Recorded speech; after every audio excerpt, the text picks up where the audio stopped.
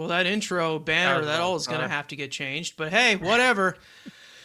What is going on, everyone, and welcome back to Mets Weekly as we are live for some breaking news. Before we get into all of it, I want to remind everyone to subscribe to the Mets Weekly YouTube channel for new episodes of our podcast that are recorded live regularly every Thursday at 6 p.m. Eastern Time. For those of you watching on playback or want to join the conversation live in the future, make sure to turn on those post notifications to know when we go live.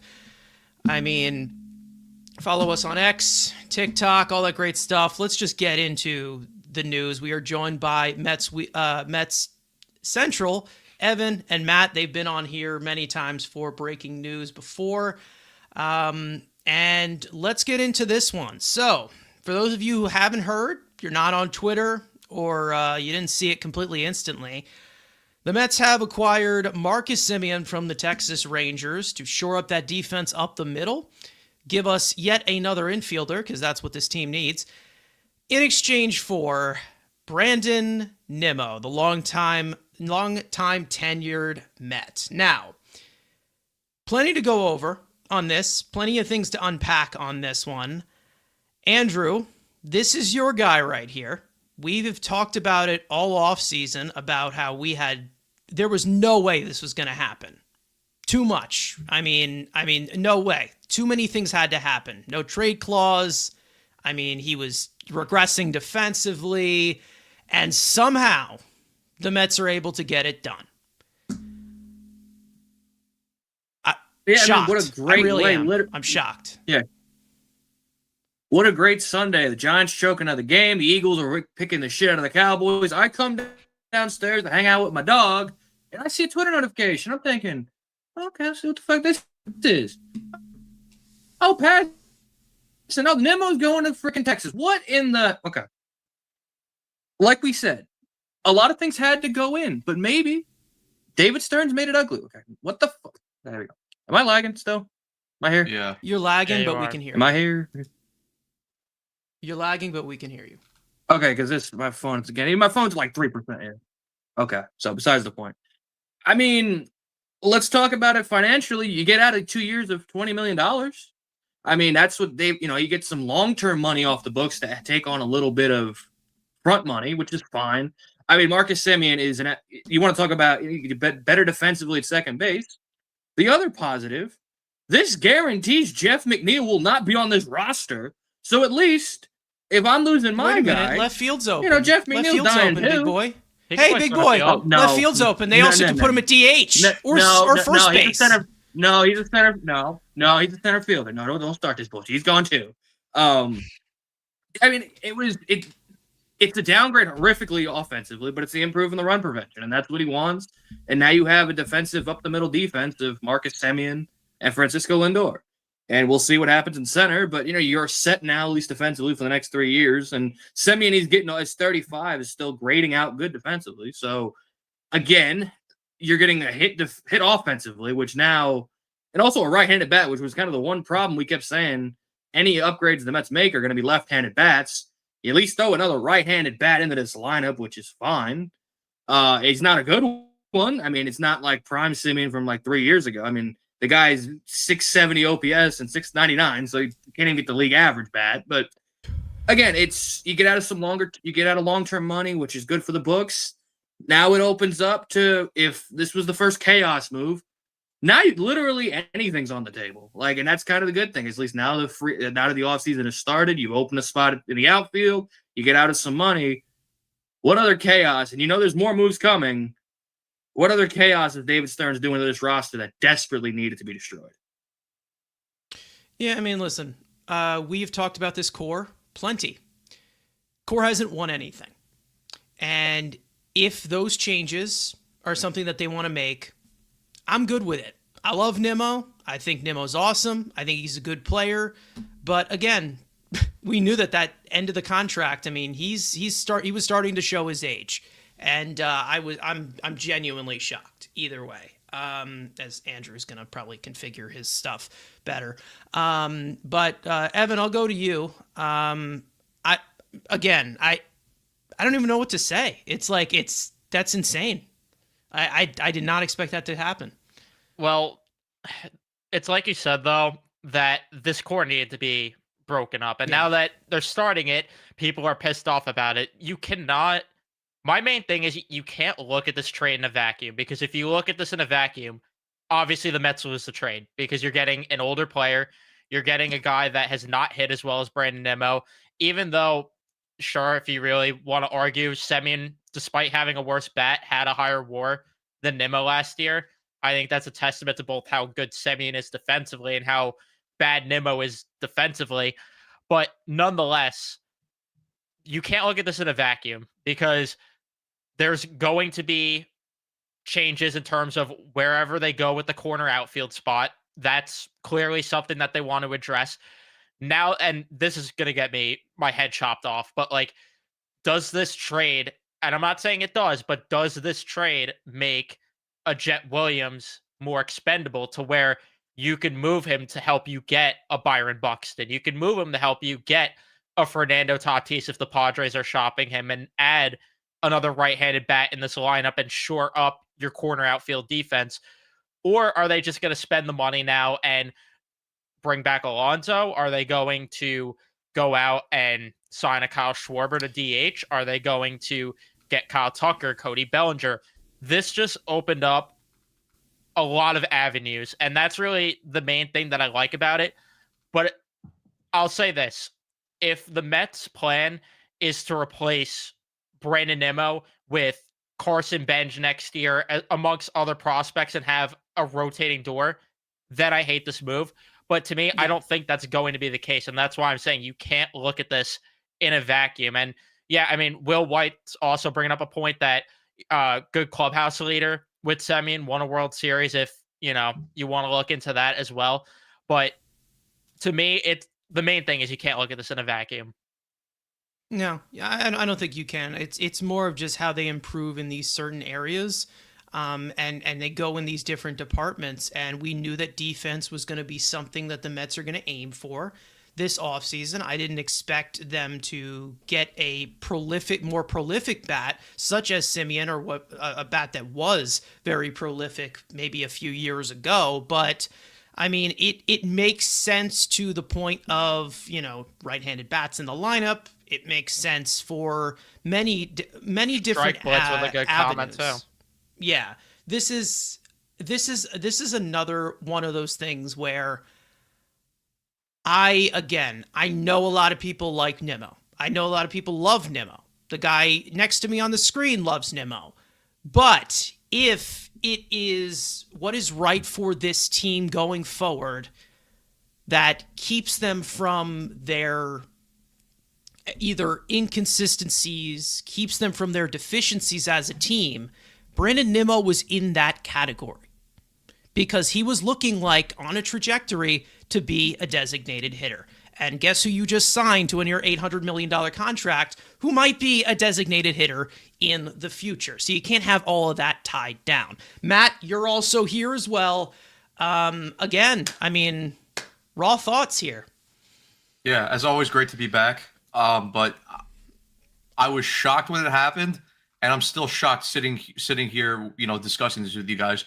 Look, when the trade went down, similar to Andrew, I was on my couch in my living room, I think I was watching a random YouTube video, and then I see the Jeff Passan notification drop. At first, I wanted to make sure that it was the real Jeff Passan, make sure it was not some fake random Twitter account. But at first, I see breaking news: Mets make trade with Texas Rangers. So initially, the first thought that comes to my head is like, oh, what random reliever did we acquire from the Texas Rangers? And then I open up to expand the details, and I see, oh shit, the Mets have traded Brandon Nimmo for Marcus Semien. And like I said, I was shocked, and I'm still shocked. And to me, like you guys were saying, this opens up a lot of doors now with what this team can do in terms of, free agency, in terms of, other free agents coming up that are available on the board, or maybe do the Mets go out and make another trade? I think the free agency path is much more likely, but it's clear that they're going to target another outfielder because they have to. Because currently, right now, as the Mets are assembled, Juan Soto is your right fielder. He's not going anywhere. Your center fielder platoon as currently is, they brought back Tyrone Taylor yesterday or 2 days ago. They tendered him a contract. And you have Carson Bench, who is available right now in the minor league system, and you would hope that next year, he starts to make strong progress in terms of cracking the major league level, either during spring training or potentially later in the year. And right now, you see at their left field spot, they don't have any left fielders. Sure, could technically one or two guys move and play left field?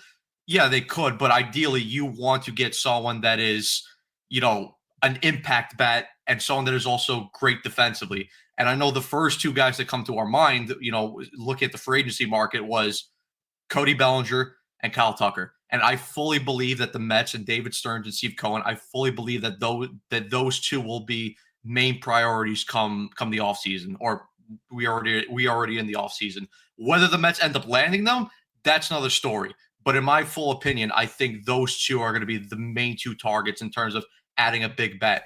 And then who knows? Because obviously another big name, and like what Evan talked about in terms of, you had to start to break down this core, because this core has shown over the last couple of years, when you go back to 2021, they came up short. 2022, okay, they made the playoffs, but that was a division lead collapse. 23, total disaster year. 24, okay, sure, great year, but that's only, as of right now, that's more of an outlier year than anything. And then last year, we don't really have to discuss, because that was just a shit show in terms of how that season ended. So David Stearns has fully looked at this group, and he's seen and he's identified that we have to make a change to the leadership group and to the core of this team. Obviously, with Brandon Nimmo, I did not think Nimmo was going to be traded, and that's the reason why I'm more shocked about this, because when you look at the contract, obviously he signed it in the 2023 free agency. Signed it to a 7-year deal, or an 8-year deal, sorry, $162 million. And looking at the contract right now, you look at the facts of no trade clause and 5 more years left at $20.5 million. So at that point, I was like, okay, could technically you make a trade? Absolutely. But I always thought that the no trade clause was going to ultimately hang up everything, because obviously there is ways to do it, because you could take back another, similar bad contract, similar to what they're doing right now with Marcus Semien. But I was like, yeah, I just don't see it. I thought they were going to have discussions with Brandon Nimmo, and I thought Stearns was maybe, going to say, listen, we maybe want to go in another direction and stuff. You don't fit our current plans right now, and we would look to move on from you. I just never thought that Nimmo, who was drafted here in 2011, came up through the minor league system, developed, has become, a fan favorite among the Met fans, and like I said, committed to staying here for 8 years. I just did not see him accepting a trade to anywhere. I know people will always say, he was a Rockies fan growing up, but again, like, the Rockies are nowhere near a playoff contention. So why the hell would Brandon Nimmo waive to go there? It just didn't make any sense. And also, this is a point that Frank brings up many times on the podcast as well. It's like, Brandon Nimmo, again, not a David Stearns signing, was signed under Billy Epper in 2023, and he was signed to be a center fielder. And we've seen that, his defense start to steady decline over the last couple of years. And, he had to be moved to the corner outfields. And even we saw with last year, I thought his defense was personally okay in the first half of the year, but you really started to see a dip in his defense through the second half of the season. So, and listen, now with the Mets now, and like I said, Stearns identified that there had to be changes to the core and to the big building blocks of this roster. I would not be surprised now. And obviously, Andrew brought it up. I think Jeff McNeil is gone. Obviously, there was the rumors that the Mets are going to look to trade Kodai Senga. No, it's not. No, it's not going to happen. I don't. Okay. I'm sorry. I can't accept it until I see it, because Okay. he will be here forever. He is signed forever. We're speaking in hypothetical terms, but also Yep. the big Playing pretend. The big other We're factor playing pretend was here. Yes. yeah.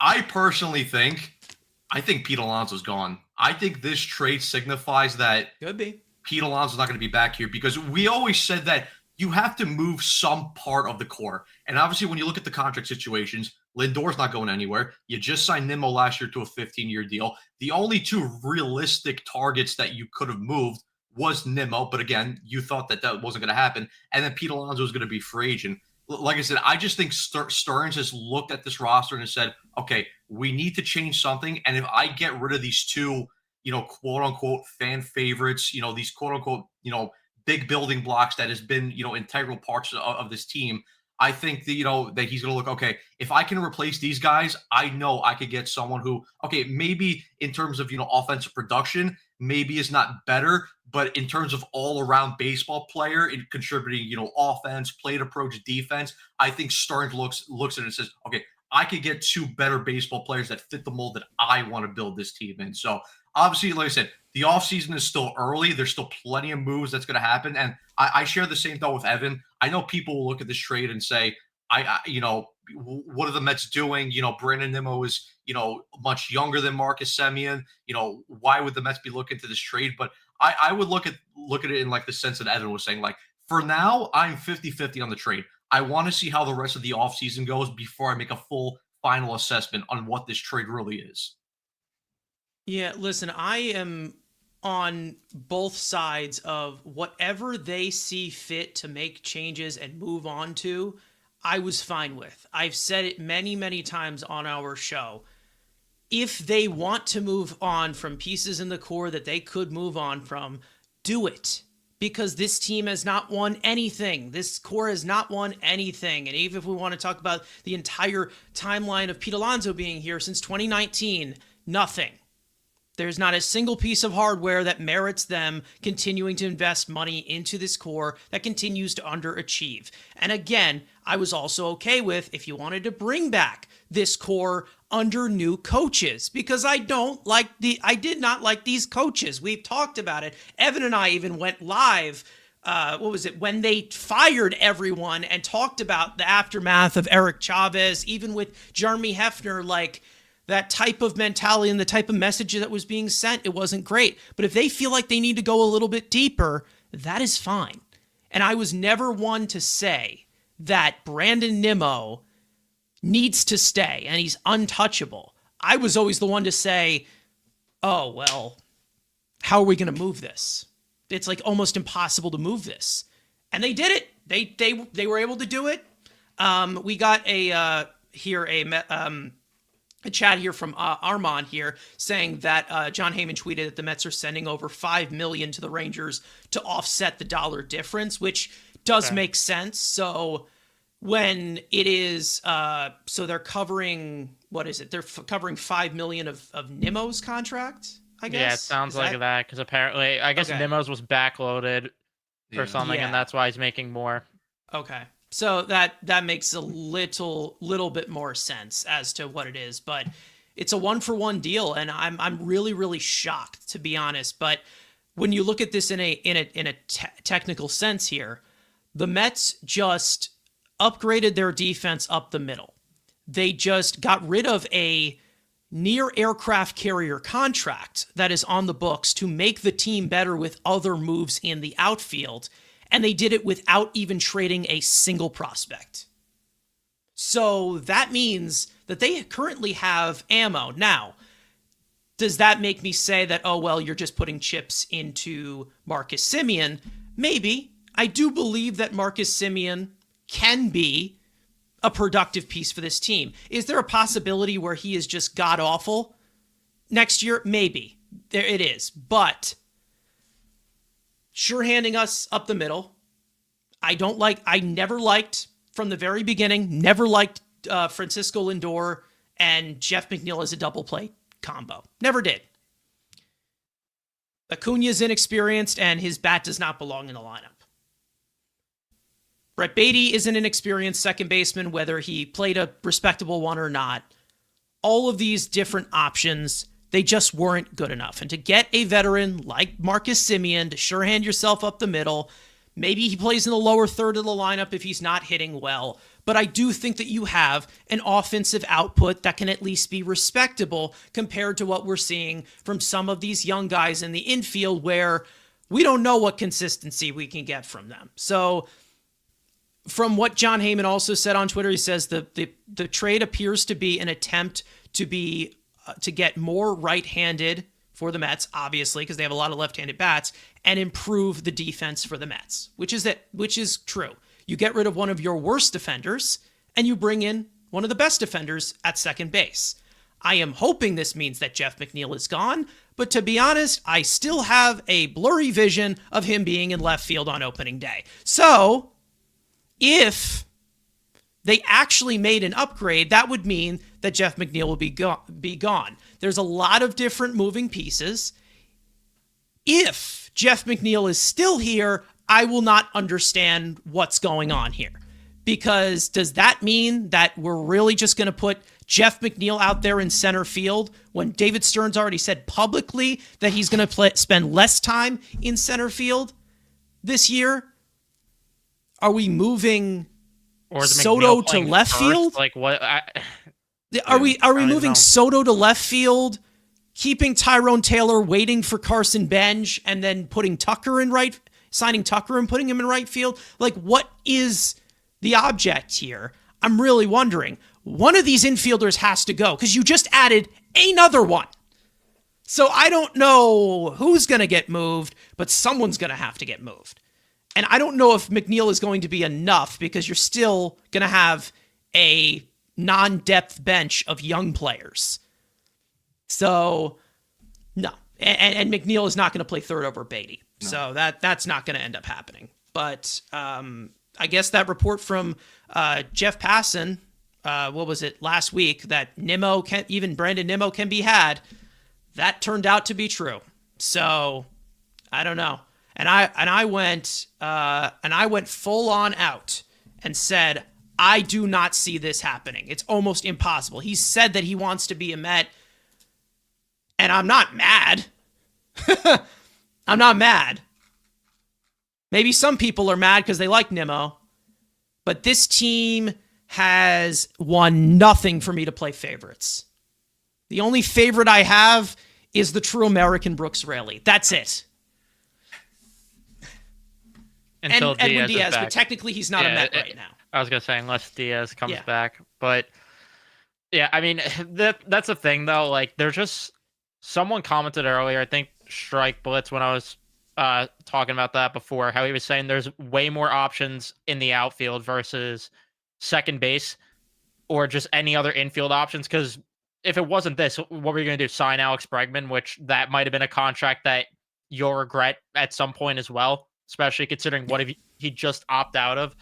So you had to do this. And again, it just opens up so many more avenues for this team. And like I said before, I mean, you have a plethora of infielders that you could move to get another outfielder or to get a starting pitcher, because there was also that report that the Mets are going to be aggressive in that market. So, and I do want to bring up the point that you brought up before about how you would have been fine with the core being here with new coaches or whatever. I don't blame them for not waiting around, because you only have so many years of Francisco Lindor. You only have so many years of Juan Soto in his prime, even though he's younger than Lindor. You only have so many years of this thing. And then, who knows what's going to happen with the lockout next year. You got to just go for it. And this is the time to retool the roster. Yeah. Oh, no. I mean, without a doubt. I mean, they needed to at least make a decision here with someone. So, again, I think that, again, this is one way to look at it. The big sleep is Clutch is saying here. He's saying $20 million for 3 WAR versus $26 million for 3.5 wins above replacement. Other than signing an outfielder, I do like it. Don't like it. I'm not sure, but he said, but I'm not. Doesn't like it. He doesn't like it. Again, it's more of a situation. It's more of a need for need move. I think that's basically what it's referring to. And I know that the Mets have so many different outfielders, and that's the main reason as to why it's being come into circle. It's like, okay, well, where are all these kids going to play now? I don't know where that heads, and you do have a few of these young guys that are out of minor league options, but it's the fact that the Mets needed a right-handed bat. They needed to shore the defense up the middle, and with Nimmo, a lot of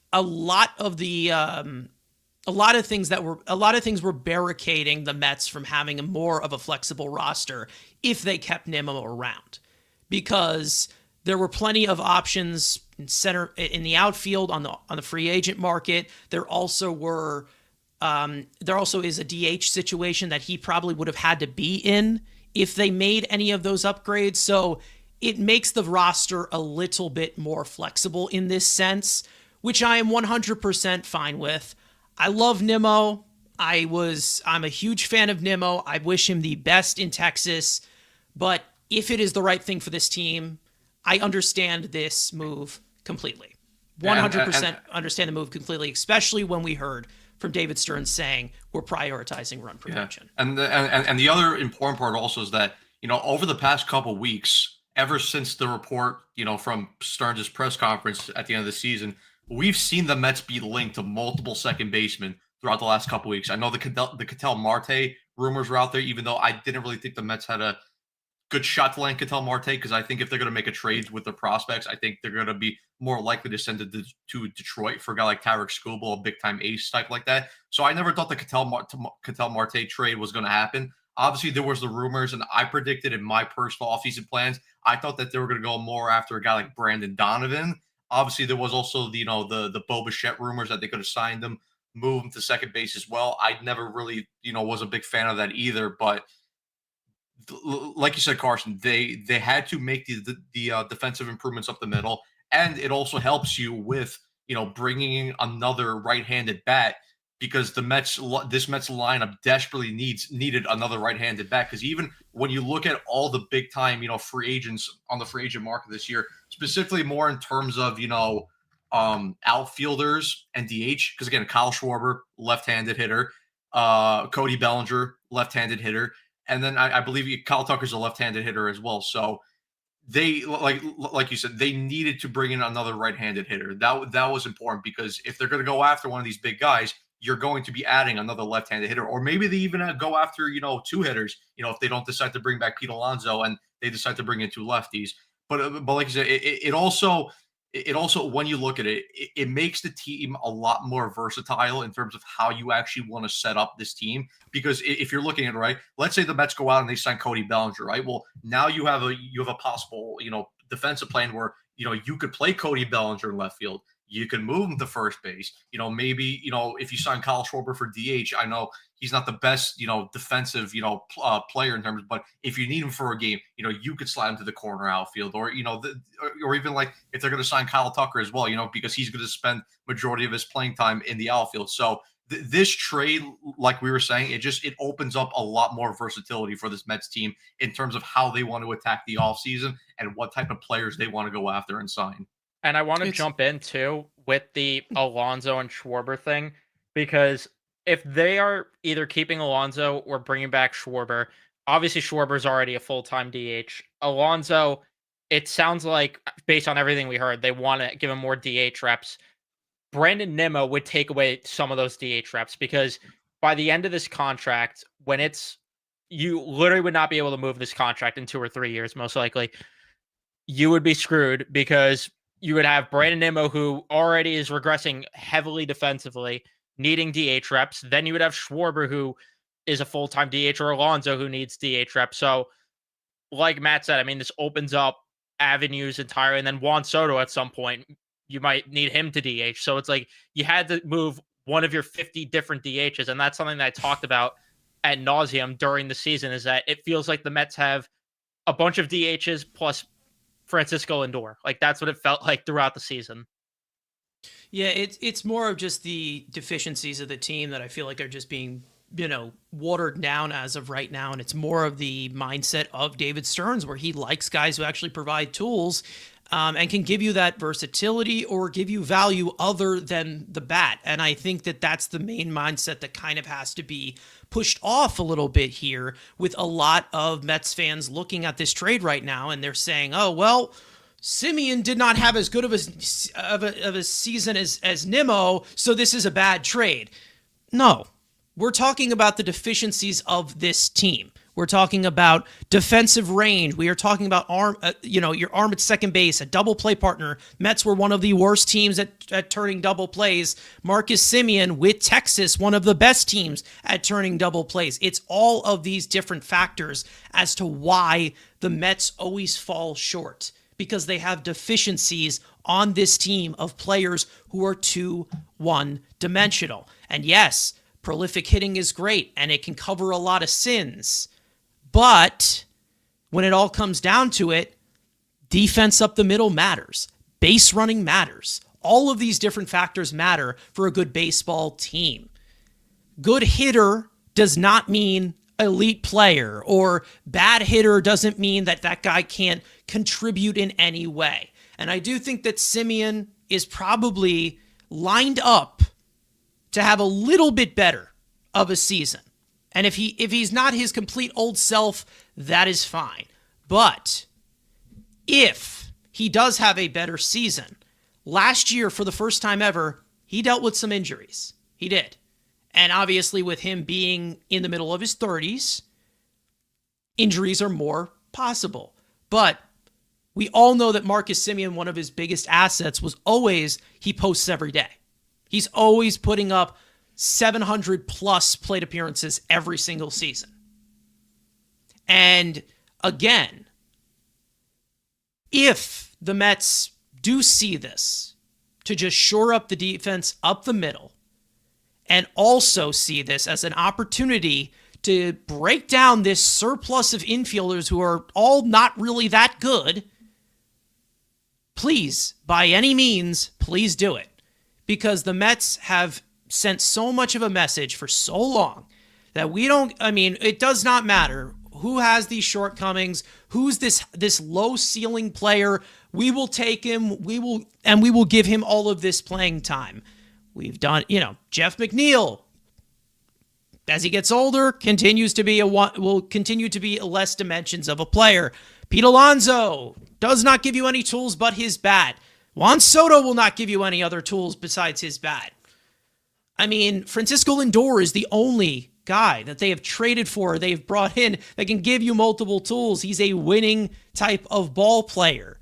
Tyrone Taylor contributes to this team with tools. And I'm not saying just get all toolsy guys, but they need a better balance on this team. And Brandon Nimmo was one of the factors as to that. And I was okay if they kept Nimmo too. I was all good with it.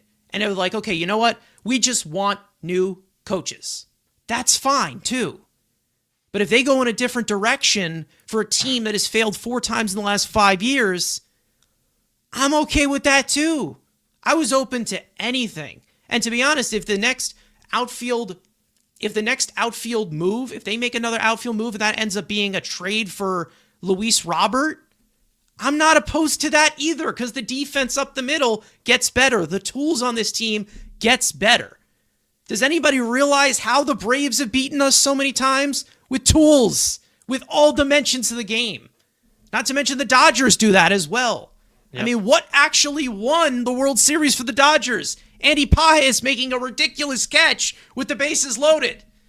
You need all of these dimensions. The Mets don't have any. And I know there was somebody in the chat saying, oh, well, this makes no sense with the outfield because you traded away Drew Gilbert. Drew Gilbert was never going to play here. It was never going to happen. He's not as well scouted, or as you're looking at, he's not a major leaguer. And if you're mad about them moving Nimmo for Semien, I think everyone would have wanted Stearns dead on the streets if his replacement for Brandon Nimmo was Drew Gilbert plus getting Marcus Semien. Every Met fan would have wanted Stearns fired right on the spot. I do want to also add in just a little bit with offensively even. Maybe there's something to be said about the fact that Semien pulls the ball and they want to change their hitting philosophy. And Brandon Nimmo, for the past few years, it seems like has had an identity crisis at the plate. And that's something Matt and I have talked about ad nauseum on our show. So maybe there is something to be said about how maybe they believe they could get, I'm not telling you you're going to get the guy that finished third in MVP voting 2 years ago, but if you could get like a league average 720 to 750 OPS from Marcus Semien that gives you 20 to 25 home runs, to me, I would take that in the middle part of the order, lower part of the order.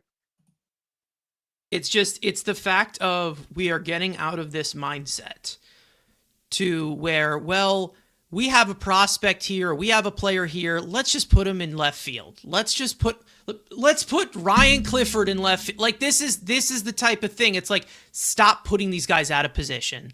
Stop putting them in these positions where they have no range in just because their bat is great. Again, it could give you some decent upside. It could give you a decent amount of production, but it comes with deficiencies. And that is something that will continue to be something that has been a shortcoming for this team and going in a certain direction. Yeah, that is something that the Mets needed to do. 100%. And even just because I just went on Baseball Savant, just compare the two players in terms of, their hitting styles. And like I said, like Evan brought up the fact that Semien pulls the ball more and he actually puts the ball more in the air. And just looking at it through the last couple of years, and this is going back from 2021. So Semien's percentage that he hits the ball in the air, 69%, nice, 66.4%, 66%, 60.4%, 65.5%, and that was last year, 65.5%. Compare that to Brandon Nimmo, 51.6%, 48.3%, 58.8%, 57.2%, and 54%. And then when you look at the pull rates from 2021, Semien 47%, 43.5%, 46.9%, 46%, 44.6%. Compare that to Brandon Nimmo, 32.7%, 29.6%, 31%, 37%, 35.5%. So Marcus Semien is going to pull the ball a hell of a lot more than Brandon Nimmo, and that was one of the main reasons why the Mets made the change in their coaching staff in terms of their hitting approach.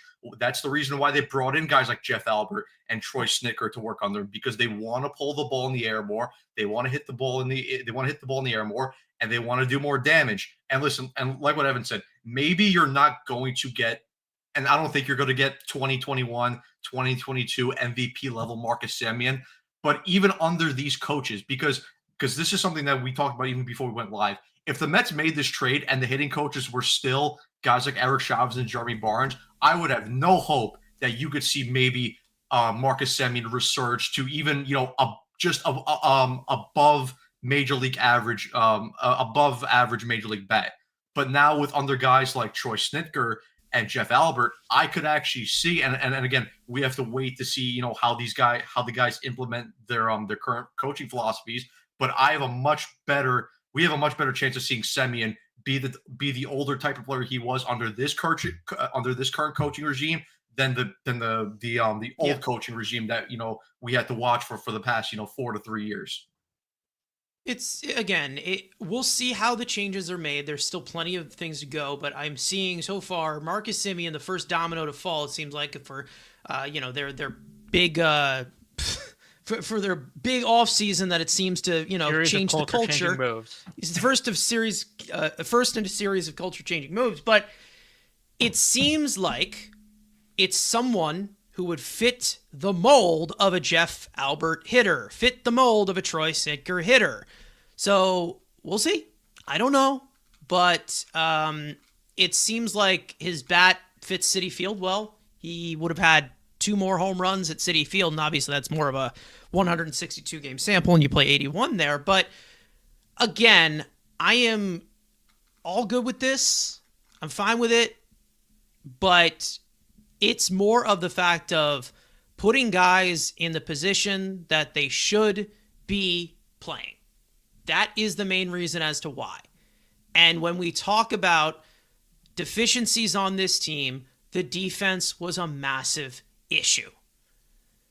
And again, Ricardo, you're right. It was just, I know what you're talking about. It's just the fact of this old-fashioned look of, well, stop.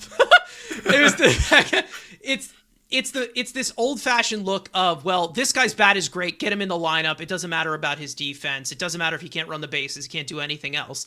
You need to fill in all dimensions on a championship caliber team.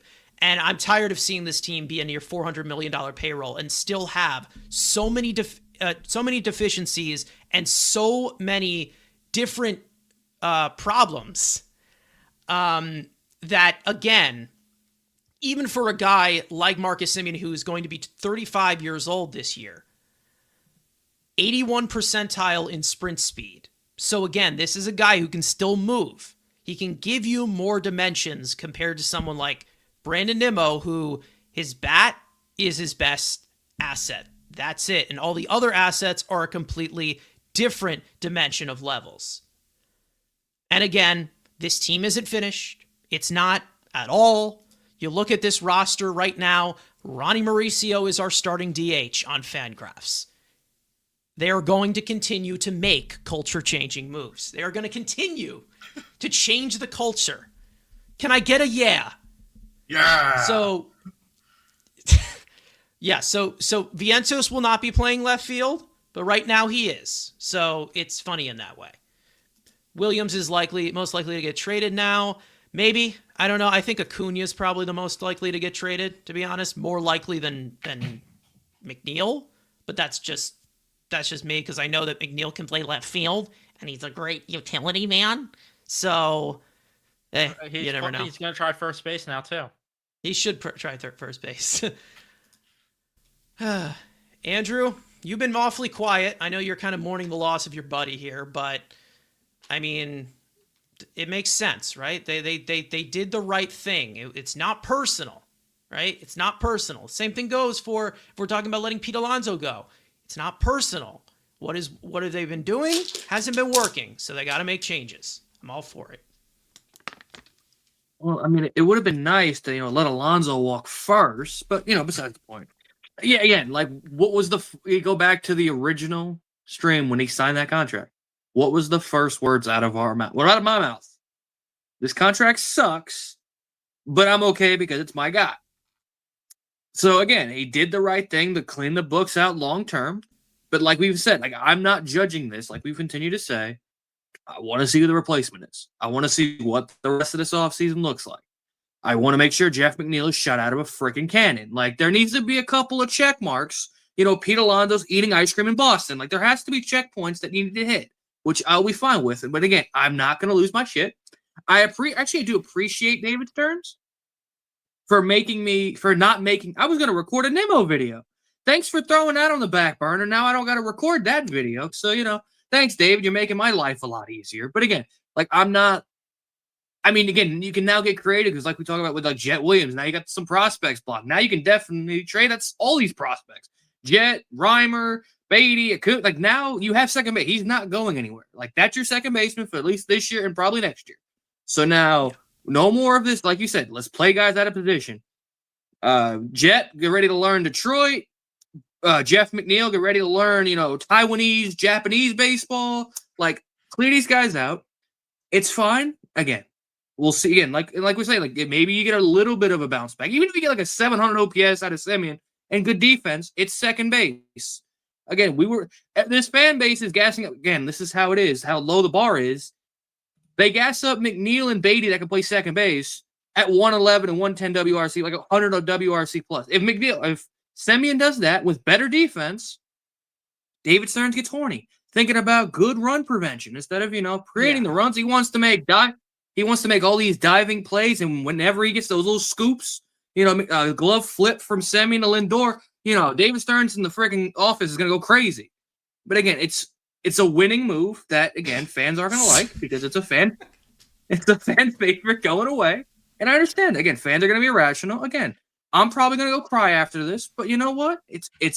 I'm going to hold judgment because I need to see what else is happening. Because this is just part one. This is the first big move of probably a ton. The first in a series. The piece of culture-changing moves. And again, as long as they don't go full Leafs, it'll be okay. Or just go full Rangers of just extending, old people and go down the shitter. Like we've got two ways we can go here. We're at the epiphany of what do we do? Go down the good road or hire a dumbass? It's a seesaw. Let's see which one wins.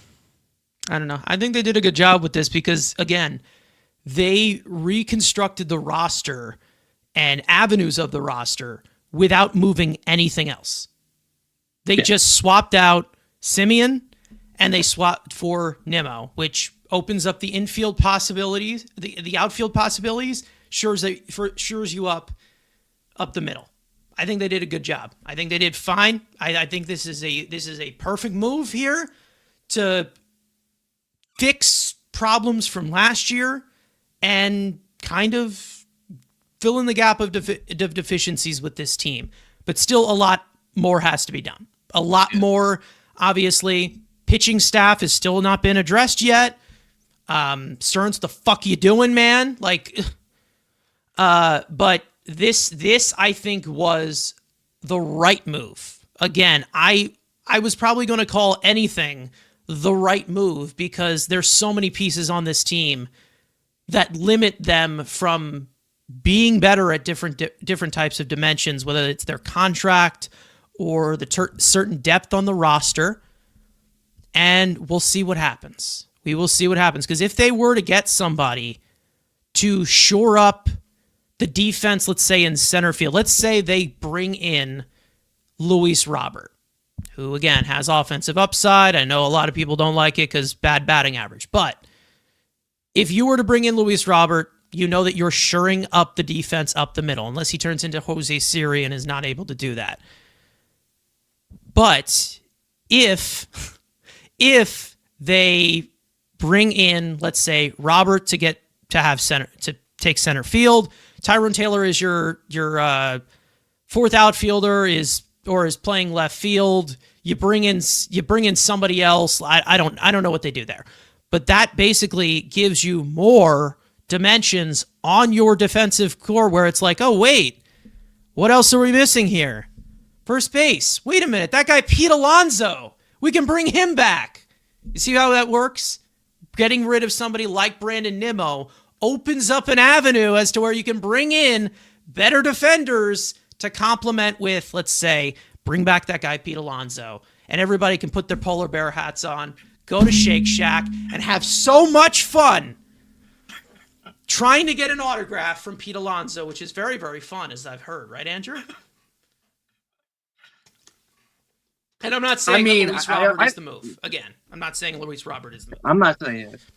Again, I think, bringing back Pete Alonso is just good for the vibes. You got to keep the locker room close together. Everybody's butt buddies. You got to keep everybody together. Keep Lindor, Soto. You get better defensively. One of the corners and center field, and there you go. Jeff McNeil's still probably here, and we're all running to win 86 games and probably still getting bounced in the wild card game. Whoop-de-doo, yeah. So totally not cynical right now. But again, it's just now the offseason is more fun and more creative because you don't know what the hell he's gonna do now. Because we've said it throughout. We were shocked this gets done. Now, literally, we could wake up tomorrow, Fernando Tatis and a blockbuster trade's coming to the Mets. Like, that's a possibility now. Anything is on the table. So now now the offseason, for an offseason that everyone was like, we're kind of bored. They want to bring back Diaz and Alonso. Now there's a little bit of excitement because you don't know what the hell's happening now. You can go, oh, let's trade, Buxton. Oh, you want to go get Tucker. You want to go get, Lou Bob if you want to go the cheaper option. There's a plentiful of options. And now you're in need of one of those guys. So now you can get creative and say, all right, what do we want now? Do we want to use the prospect capital? Or do we want to use the cash? Do we want to do a bit of both? You trade another guy, maybe that opens up another spot. Like, there's so many ways now that this offseason, and thanks, David, for doing this trade now before I do my offseason, projection video. Again, saving me all the work, David. I appreciate it. So now that video becomes a little more creative to get into the lab and say, what can this team look like now with this money open and now these spots being open? Yeah, I'm all for Buxton. We'll see. I don't know. Again, I also in the fact of Buxton, if you're talking about that, and again, I don't know if he's willing to move no trade clause, or I mean, there's a possibility it could happen, but maybe the Mets are on his list. I don't know, but if they were to get Buxton, this opens up another avenue when you're talking about Brandon Nimmo and, things that he was kind of blocking out with his contract being here. I was like, okay, well, if they get Buxton, then we have two outfielders that we have to be concerned about with their health. And they're signed here long term. Now you'd only have one in Buxton, and because Nimmo's gone. So again, there's so many avenues that this opens for this. And again, I'm open to all of it. I really am open to all of it, especially when I'm talking about guys from like David Stearns, of some of the guys that he has brought in when you're talking about offensively they are guys that help fill the margins, which the Mets have been missing. They need a lot of those different avenues to be open. Now, if this means that we're just going to bring back Starling Marte, that's when my fist is going through the fucking window. But right now, I'm open to this. I'm open to the possibilities of everything. It's all really about the direction that they take. That's it. It's all about that direction. We'll see what that direction ends up being. But I think right now, with all the assets that they have, when you're talking about a guy, Marcus Semien, a veteran who can help this team in the certain aspects, they gave up, they changed nothing in the certain situation to get him. And by I mean nothing, they didn't chuck the payroll.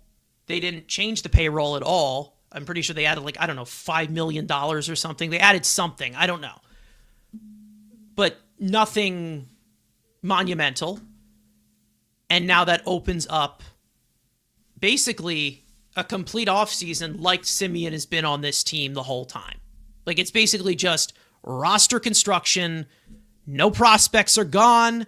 No payroll has been added or subtracted that's any significance. And that's all it is. This, again, Game Short's saying this is the only team that can stop the Dodgers dynasty. It sounds crazy, but it's true. But if they don't stop them, they will three-peat. They probably will. And they're going to have to find a team that is more postseason bound than this one that just missed the playoffs. As for Marcus Semien, even if we do end up getting there in 2026, Marcus Semien, his all-time OPS in the postseason is 780. So not bad. Not bad. Obviously behind Seager. But, Seager's one of the best. We saw Seager in trade talks, so I thought it was Seager for a second when I saw the notification. But, I only have notifications on for Jeff Passan, so I knew it was real. But I was definitely in shock there. Definitely in shock. Wow. I'm surprised. I really am. I am definitely surprised, but it is for the right direction of this team. I do believe so. And if it ends up not working out, it ends up not working out, but they have to explore different avenues from a core that has just failed so much. It's true. That's it. But if you guys want to get into the Adam Ottavino stuff, even though we were going to talk about that on our show, but there was some comments about Adam Ottavino with Brandon Nimmo not being happy that Lindor was being named captain. There was stuff about him, with Andy Martino, of him choosing Alex Verdugo over him, which is, hilarious if you look at it in hindsight with, how much better Brandon Nimmo is now than Verdugo, who is very close to being outside of the league. But it's weird that the timing of this happened, and obviously Adam Ottavino was talking about some other things with the bullpen, but it's weird, the timing of this. Brandon Nimmo is sent packing within, 72 hours of that dropping on Adam Ottavino's podcast. So it's interesting. Yeah, very interesting. I did not expect those comments to come out personally. Look, whether the rumors of, and I'm not saying, that Adam Ottavino doesn't have sources or, he's lying here in this case, but if it is true that Nimmo was the more jealous type about the rumors that Lindor was going to be named captain, I'm honestly completely shocked because everything we've seen of Brandon Nimmo, at least, in terms of, face value wise, because obviously we don't see everything else that goes behind the clubhouse. We don't know everything, we don't know everything about all these players' personalities behind closed doors. But, Nimmo to me always seemed like a guy that, was a team first guy. He was willing to do, whatever it took for the team. And, he wanted to be part of a group that, ended up winning. And to me, like I said, I was kind of confused that, he felt like kind of like offended by the fact that the Mets were looking, or at least the fan base was pushing for Lindor to be named captain. And then obviously, the Martino things came out as well. I'm not too shocked about that because Martino's kind of a dickhead in some cases. But I mean, there was another part of that about the Adam Ottavino things that came out of his podcast, more about Mendoza and how he manages pitchers in the bullpen, Yeah. which that I'm a bit more concerned about that. I don't know if we're going to talk about it on here because it doesn't really fit the the topic, but that was certainly a little more concerning for me as well. I don't know. Evan shares that same thoughts as well. I mean, the thing about Ottavino is like, I don't think we wanted him for the 3 years he was here. So it's like anything that comes out of his mouth, I'm just kind of just rolling my eyes. But again, if you were to talk about the whole bullpen management, I get it. I do. And I think Mendoza did a horrendous job with the bullpen of managing, putting these guys in certain situations. But if you're talking about like the usage of the guys, you had no choice you had no choice. You had starting pitchers not being able to. I was gonna say like that. Innings. That's the one thing I could defend in terms of it's like, the fact that there was injuries. Like I don't know. It kind of goes hand in hand. In my opinion, falls on Stearns more than Mendoza for building to me, a rotation that wasn't able to withhold that. To me, it goes hand in hand that Mendoza. There were times where he would give guys. Like he would be running guys into the ground too much. Like there was times early in the season where Max Kranick was used like every other day, and he would go 2 innings. You basically killed the guy. Reed Garrett would go sometimes like 3-4 days in a row, and another guy that they just killed. But then there's also the fact where it's like you also didn't have a choice because starters sometimes wouldn't even make it out of the 3rd inning, let alone make it through 5. So it was like you kind of had to pick your poison there. I don't know. It's funny that Adam Ottavino is receiving deferred payments for the next few years to talk shit about us, but hey, it's whatever. On Spot Track right now with the Brandon Nimmo situation, it says that the Mets are retaining $1 million on Brandon Nimmo's name. So I don't know where the $5 million. That might be $1 million per year. Yeah, $1 million per Is year. it $1 million? Oh, okay. That's even better. Sternty! Yeah! All right. So he would be retained salary and then Frankie Montas next to him.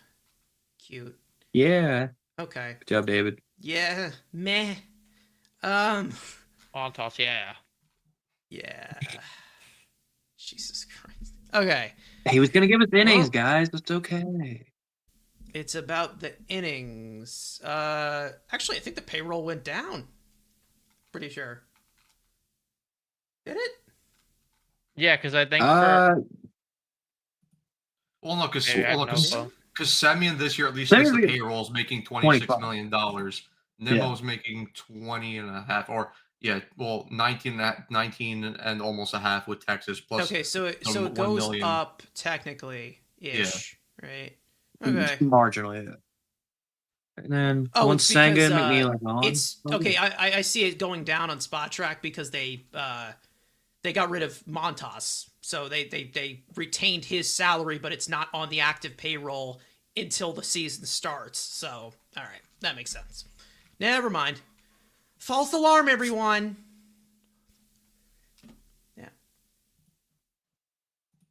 Yeah. It's a move that had to be made, but there's other moves that need to be made too. Because I think that if you are, and I hope this is the direction that they're going in, if they are digging into this core with Brandon Nimmo, sending him out of here, I better see Jeff McNeil out of here. I was gonna. Yeah. Go ahead. And if Jeff McNeil's out of here, could that mean Pete Alonso's gone? I don't know. But they're gonna have to figure it out. But it seems like Alonso's seen as a priority for the Mets, and if they bring back Alonso again, if you're talking about between Nimmo, McNeil, and Alonso, your 3 homegrown guys, that eat ice cream in the dugout with you, those 3 homegrown guys, who are you picking if you have to bring back one? You're picking Pete Alonso, right? Yeah. I don't know. McNeil could play pretty much everywhere. He could play catcher if he wanted to, so I don't know. He's the emergency catcher, yeah, I know. He could probably pitch too. So, if this means that Jeff McNeil is moving to first base, I'm out of here. I'm gonna shoot a dog. I'm shooting. I'm gone. I'm gone, man. I'm gone.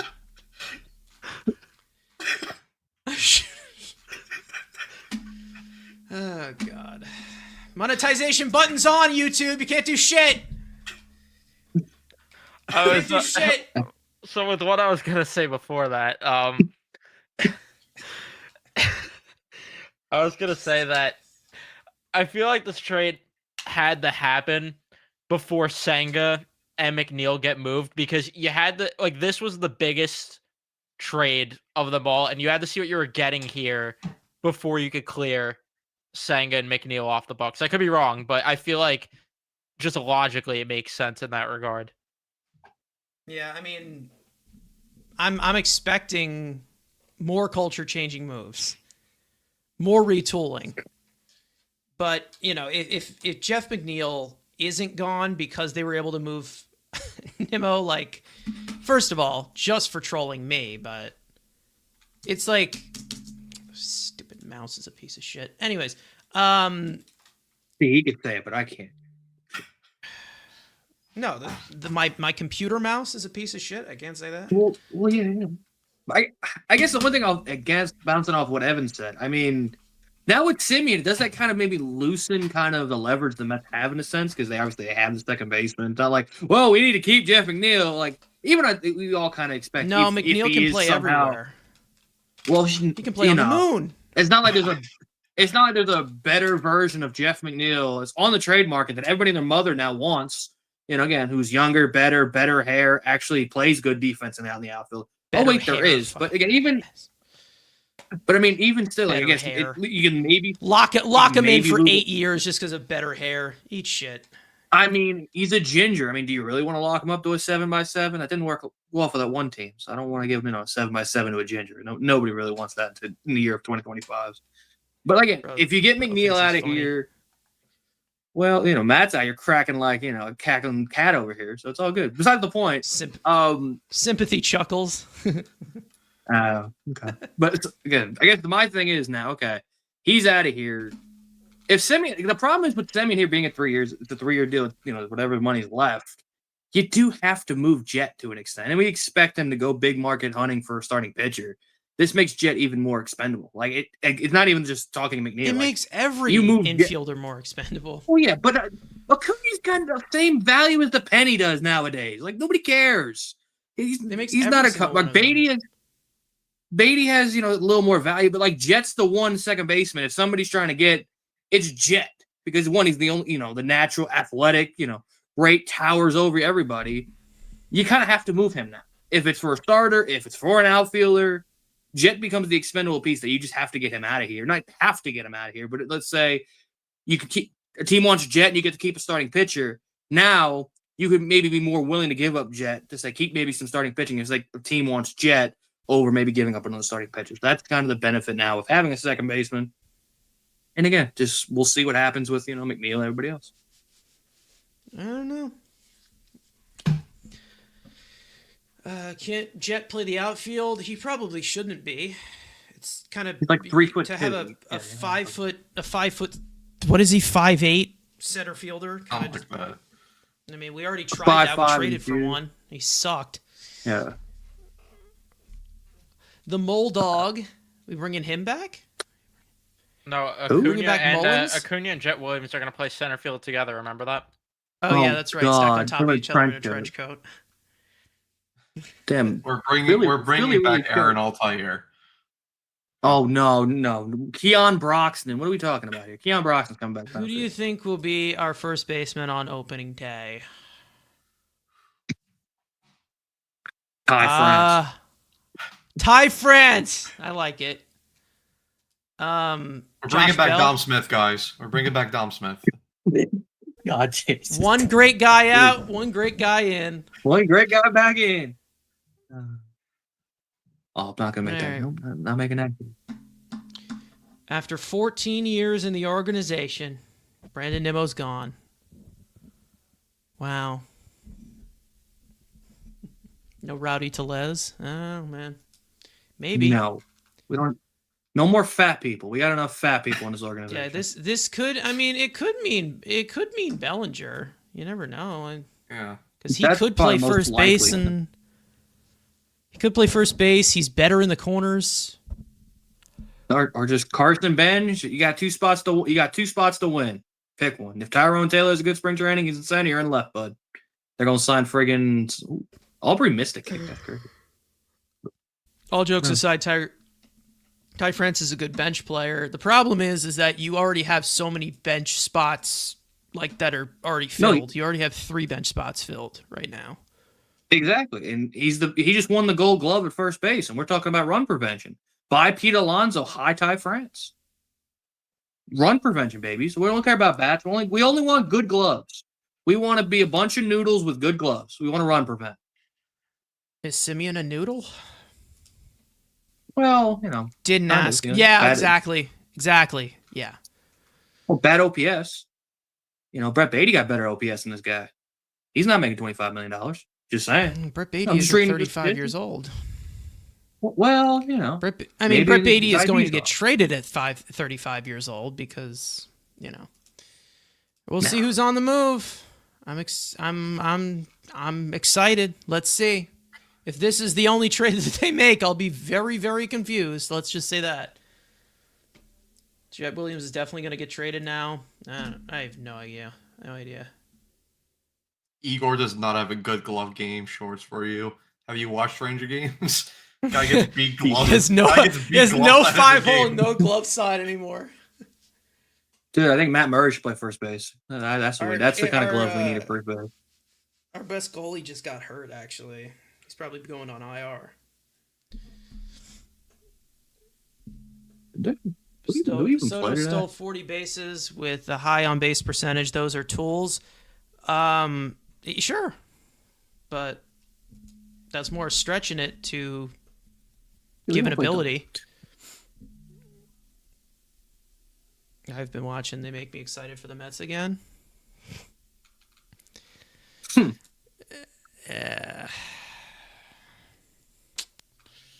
right. Well, Semien doesn't strike out. Makes a decent amount of contact. Bat speed has gone down, though.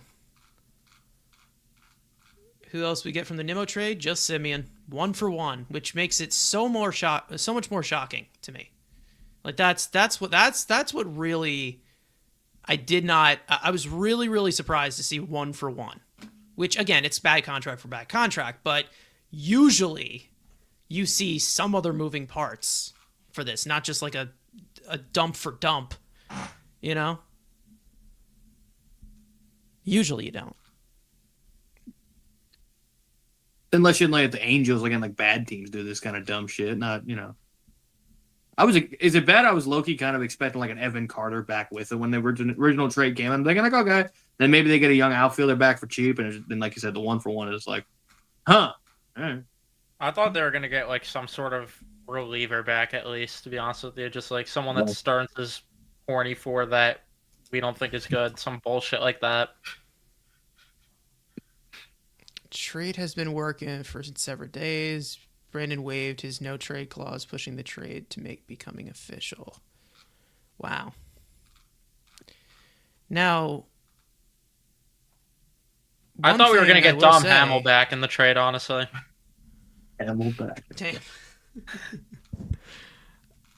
It's. Listen, but you didn't think DeGrom was going the other way? You thought DeGrom was coming too? I saw Mets in Texas and thought they were actually going to trade. That was what I saw the first, like the time, right when that notification came out, because I was on the Twitter app when it happened, and I saw over the top. I saw Mets in Texas. I was like, no way, and it ended up being Brandon Nimmo from Marcus Semien. Interesting, but it's whatever. Wow. But Lindor and Semien up the middle, that's definitely some good range right there. Probably. That is some nice range. Got the DRS, Stearns is going to walk out and just print out his DRS sheet and put it on Steve Cohen's desk. This is what we got. Defensive run save. Not run scored. DRS. Yeah, and like Semien is a liability offensively. He's 636 OPS. He's not. That's almost Nick Madrigal levels of bad. Yeah, Nick Madrigal already on the roster. Like I already had a shitty OPS guy. That but with good defense. But yeah, we'll see. And you should have Hey, just took Seager. You're just salty, just took man. Seager off. Salt. At least Seager hit the nukes. I mean, Semien just old. He's got a crappy looking goatee. I mean, come on. Guy's 35, almost, halfway to death. I mean, it's not, when you're giving away a homegrown future Hall of Famer, like, I'm expecting more, not, just, it Now is that what it Nimmo is. is gone, I hope Ottavino spills more secrets about the leadership issues of this team. What leadership issues? We don't have any leadership issues. No, Pete Alonso's a great leader. Leadership issues in New York? Never heard of that one before. Never heard. Never heard of that. Yeah, neither have I. Yeah. So, I mean, there's plenty of possibilities here. Let's just say that. You have first base open as of right now. If Bellinger, he could play first base. If you put him in left field, that could be a possibility. You have Kyle Tucker available if they want to go full out fucking Super Saiyan mode and give him $400 million. You can move him to right field, move Soto to left field. Makes the defense better. Plenty of avenues here. Better on. Yeah. Because originally when I was doing my offseason plan, I wanted to do an outfield of Bellinger, Robert, and Soto. But I was like, how are you really going to make this work with Brandon Nimmo? And ultimately what I did, and I know I committed sacrilege here, and I should be probably be hung on a cross. I didn't bring back Pete Alonso, so I offended all the people with polar bear hats. But children with the jerseys. Matt, you're the Antichrist if you say that. You're not allowed to do that. If you don't want to bring back Pete Alonso, you are. Exactly. Think of the kids with their onesies. I apologize. Jesus. And I had Nimmo at DH. I'm like, okay, Nimmo could play DH here, but again, like going over the stats, I'm like, the guy doesn't pull the ball in the air or consistently, doesn't put the ball in the air consistently. So it's like, why would you move Brandon Nimmo over to DH? And again, like we've been talking over the past couple of years, where Brandon Nimmo has had this identity crisis. Okay, do I want to be a power bat? Do I want to be a contact guy? Do I want to be somewhere in the middle? I'm like, that just doesn't really, fit the role of a DH type to more, because you want more of those, Pete Alonso's, those Kyle Schwarber, type of role guys to be your DH. So, Nimmo for DH really didn't make a ton of sense, but now since he's gone, there is a possibility where you could sign Cody Bellinger to play left field. You could trade for Luis Robert to bring in center field. And then all of a sudden, along with Juan Soto in right field, now your defense in the outfield and your defense up the middle automatically just takes a huge step, towards being that much better. So I think it's an upgrade to the dimensions they needed to fill in. That's it. And that's all that's good. They need to look under the hood with this. Now, I'm seeing post-game interviews. Does that mean... Hold on. I'm seeing post-game interviews for this. Okay, so the Raiders lost. Nice. Okay. Anyways. You let Shedeur Sanders beat up you. The tank, baby!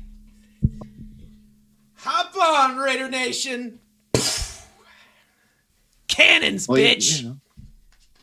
Well, I mean, you can't jump the team that, chucks fourth quarter leads. I don't know what you're tanking for.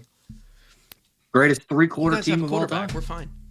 You guys have a quarterback. Well, you're gonna give me Max Crosby and 2 first-round picks. You're not getting a quarterback. You're gonna draft a quarterback, all right? Anyways, I'm trading the pick. I still remember when Nimmo got injured eating cereal. Did he? No, he got. Wait, it was the undercooked chicken, right? Yeah, it was the chicken, exactly. Yeah, and then he got hurt. Chicken. He hurt his neck from not sleeping right, whatever the fuck else he dealt with. Exactly. He had some warts, let's just say that. But hey, he finishes his Mets career. Let's see. What does he finish his Mets career with? Gonna make Andrew sentimental here for a second. Well, I got a stat for you. Here you go. This just shows how elite Brandon Nimmo is. This because, of course, gotta love nerds just posting random, clickbait stats. The only outfielders with 750 hits and over 350 walks in the 2020s: Aaron Judge, Juan Soto, Mookie Betts, and Brandon Nimmo. Love me some cherry pick stat. Love it. Well, he finishes his Mets career 7th in wins above replacement.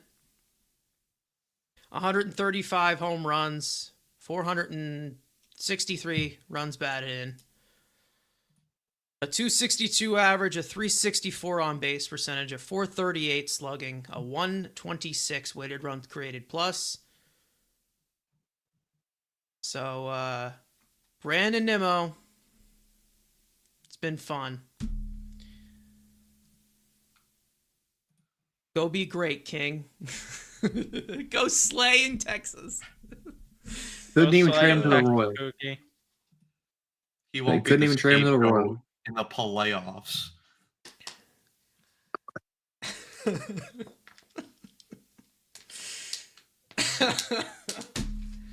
All right, so the next culture-changing move is a trade for Bailey Falter. Okay, everybody get on board for that? No. No? Okay. I'm just excited that Ji-Hwan Bae is going to replace Nimmo in the outfield. That's just me. That's I heard he That's hits rough, pretty hard. man. So he'd be, Do you think He's a Andy hard hitter, don't Martino forget that. saying he expects Nimmo to stay is leverage to get him out of here? Did he actually say that? Andy, why they is were it always live. Andy? They were. Yeah, they Why were is it live always while we Andy? started, so. Why is it always Andy? Again, you can't lose Why leverage. is it Just like always him? we're gonna keep Kodai Senga. Well, because he's a midget. What do you expect? What is wrong with my mouse? Oh my god. Mouse is. They're replacing him with Squid Game characters. Oh my Okay. god. I'm going to cry. SNY tweeted out the clip of Nimmo from when he signed extension saying, feels good to put this jersey on knowing it's not coming off. That just That ruined account my needs to night. be taken down. Like, it actually needs to Yeah. be taken down. Oh my goodness. Brandon Nimmo was a great Met, a prideful Met, someone who I talk to often about him, his legacy as a Met. And he Played will the be- game the right when way. he put on that uniform on, he really did look at himself as somebody that would be a leader of this team for years to come, but somebody that one day might have his number 9 in the rafters retired. I don't know. Who lost this deal? I guess time will tell. It's a 1-for-1, so the Mets win the World Series, I guess they win it. I don't know. Like the whole point's been the stream. You can't look at it in a vacuum. No. There's no winner or loser to the deal until we see how the rest of the offseason goes. But it is a culture changer. That indeed. The Nimmo trade is official. Mike Puma tweeted out. Mm-hmm. Yep. It is official. Now, what number does Semien take? Cunha's gonna have Those are the big to questions. switch that jersey number, or just enjoy Okay. playing overseas ball. Or just leave him in the DR. Do that too. He's gonna get a brand new car. Yeah, I can't wait for SNY to post a clip of Cunha getting a car from Marcus Semien for number 2. With a booster Oh, boy. seat because he's too small to drive.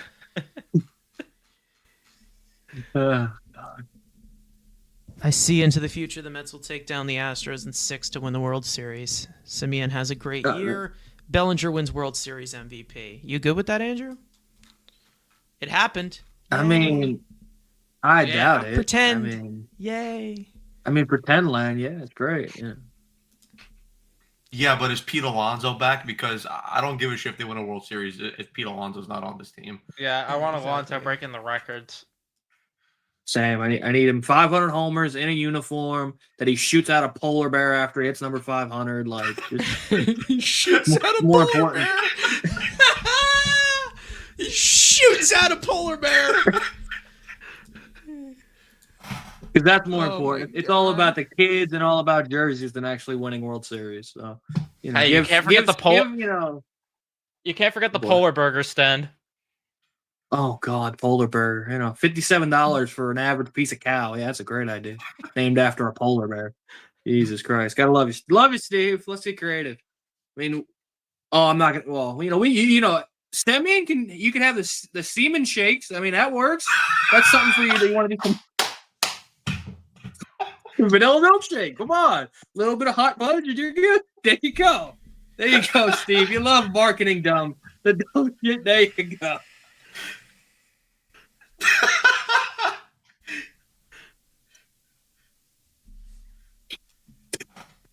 He's trying not to laugh. It's the best part. We're incorporating the new City Field product, Semen Salmon.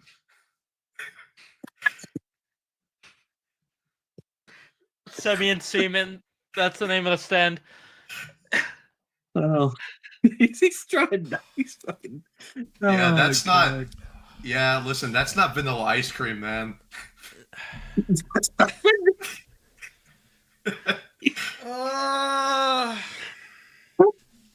Oh God. Fresh from the source itself.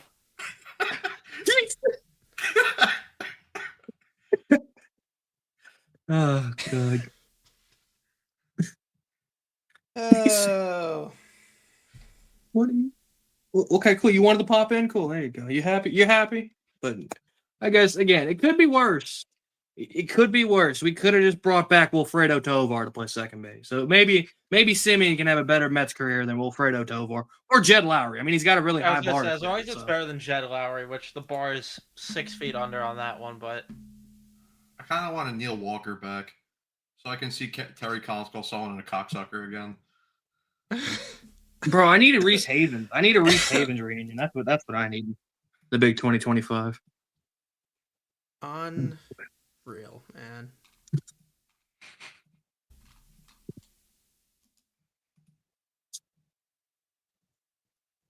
There you go. I wonder if Stearns had other Nimmo trades, but it seemed like this deal was in place for a while. Yeah. And he just they had him contemplated for like 72 hours or whatever. that's what makes me wonder if the Ottavino shit that was leaked out was like intentional to a degree, because it's like, fuck it, I'm gone anyway, so go ahead and just air it out. So I can't wait for Brandon Nimmo to go on full territory tomorrow and just cut a full-on promo on David Stearns. Can't wait. Using all the gosh darn dumb poopy head. Can't wait. Can't wait for that Christian pop podcast pipe bomb. It's gonna be great. Gary Cohen on SNY saying, everything I've heard about Marcus Semien tells me he's going to be a breath of fresh air in that clubhouse because he's a very well-regarded person in his own right. That certainly will change the nature of things just by the presence rather than Brandon's. Gary said that? Yeah. Oh, Gary shut Cohen. up. Nemo's homegrown. Shut the fuck up. Semien doesn't know how to lead. Shut up! Shut up, Gary. Wait, Semion's, and I mean, Semion's from the other land. Okay. All right. I mean, He didn't come from the streets with nothing like Nimmo. Yeah, he didn't ride a horse in. He didn't ride a horse in Wyoming. He didn't want to be a bull he didn't have rider. to play with cows. Like, what do you expect? I mean, what did Marcus Semien do? He actually got to play baseball.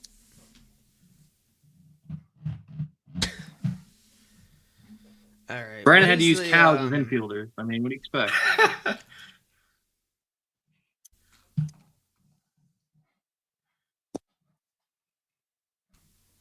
I don't listen.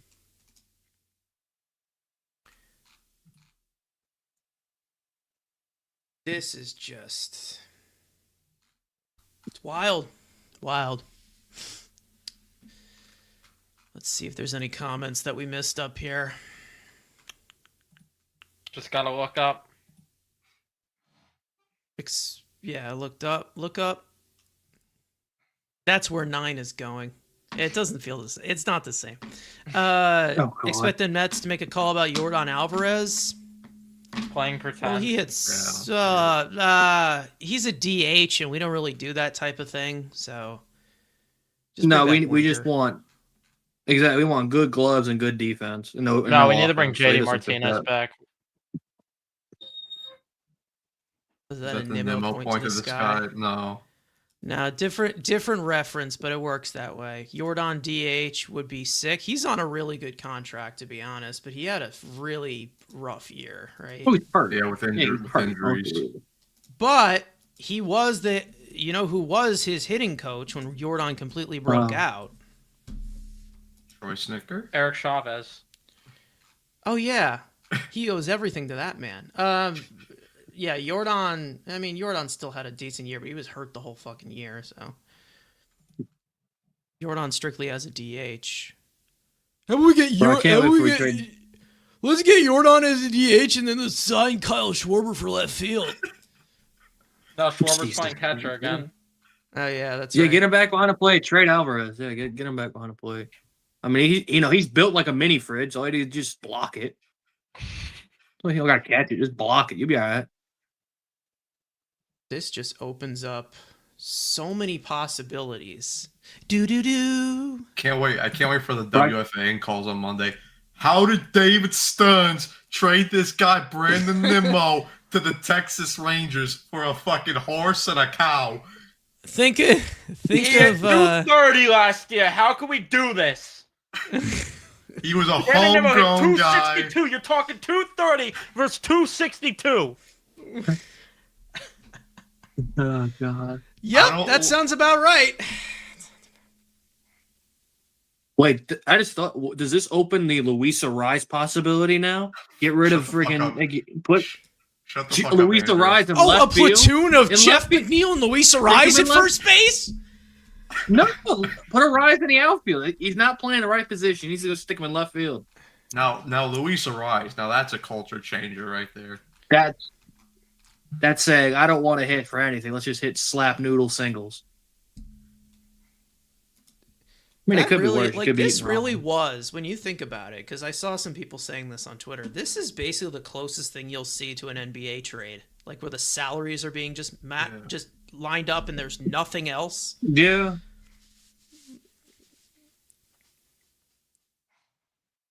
It's crazy. So I feel like again, David Stern lost the trade because he didn't get multiple assets. He only got one asset. I mean, come on. You couldn't even get and he like made a the team single better. A stolen from the Dominican Republic kid and is like at 16.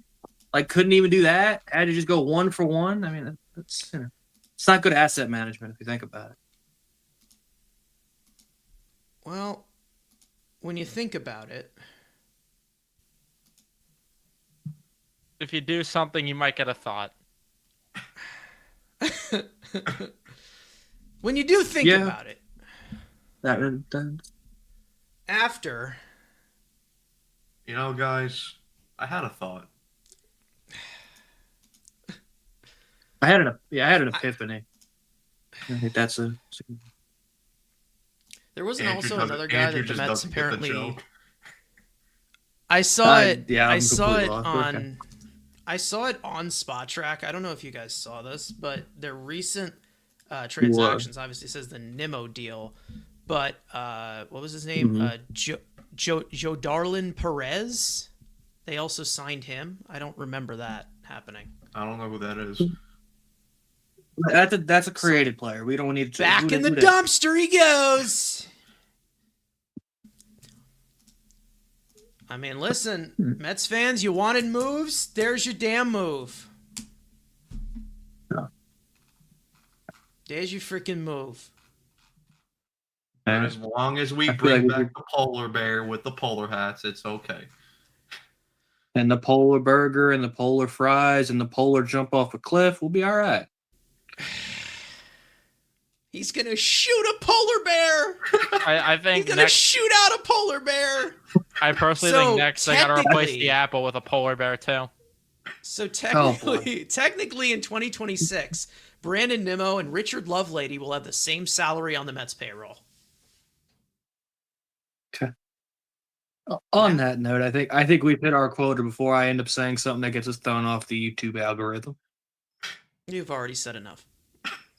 I have not said anything bad. I didn't, I could have said a lot worse. I saved one. I caught it. I'll say that. Andrew just being here sets up the demonetization like alerts at YouTube headquarters. It's like they felt a disturbance in the force. The rhino's on the move. Stream's still going. We got good health. Well, you know. Dick, love lady. Sorry. Dick in hand, love lady. We're gonna have Dickie and Semen on the same roster. That's crazy.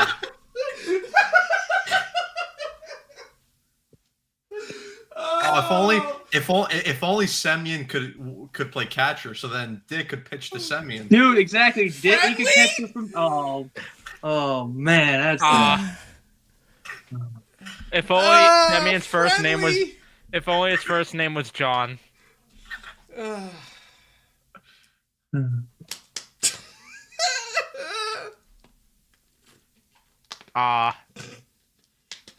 It could be a lot worse. All right. Anything? Is there any other news? No. Anything else to go over? No. Wow. Let's do one So last Adam refresh Ottavino Twitter. got Brandon Nimmo traded. Where were you when this happened? Adam Ottavino broke the Mets. It's great. I mean, it could have been worse. It could have been Kuznetsov, but you know, Adam Ottavino, Kuznetsov, same thing. Adam Ottavino does Just keep the cocaine. what? Well, I was gonna make the joke, and then I was teeing one up as you said it, but yeah, you beat me there. Yeah, I'm the burden here, not letting you make these jokes. I got Michael Moreno with a great, very informative tweet. Reminder that Marcus Semien won the Gold Glove at second base, and he's got defense. It's fantastic defensive met. He is a good defensive player. No, So there you go. there's a That's better big. tweet.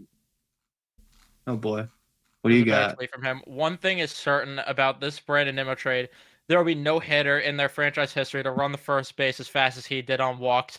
That franchise record will go untested for the next 100 years easy. A fantastic Met who always hustled. Great tweet. Just playing it the right way. That's what I was worried a about. jet He what? played the game the right way. Like 2014, You know. 15 Brandon Bass. Well, Wait, does this now open up a reunion with Harrison Bader to play left field every day? To piss off Frank about sports all the time. Harrison Bader playing left field every day. No, they're gonna get Great. Teoscar for him. Oh, God. God. No, I think we're playing Vogel back at center field this year. That's at least what I heard. Dude, I thought we were getting MJ Melendez. I thought that was gonna be the plan. Jesus. G1 Bay. I am Keep on. impressed, man. Impressed. But it's kind of bad that David Stearns makes this trade, but then doesn't have his replacement 5 minutes ready to go. It's kind of bad GMing if you think about it. It opens up a Sleepy spot. The and trade not- deadline. Exactly. He opens up a hole and doesn't fill it. I mean, come on. Who does that? Oh my god. He fills it with. Never mind. All right. Fills it with Semien.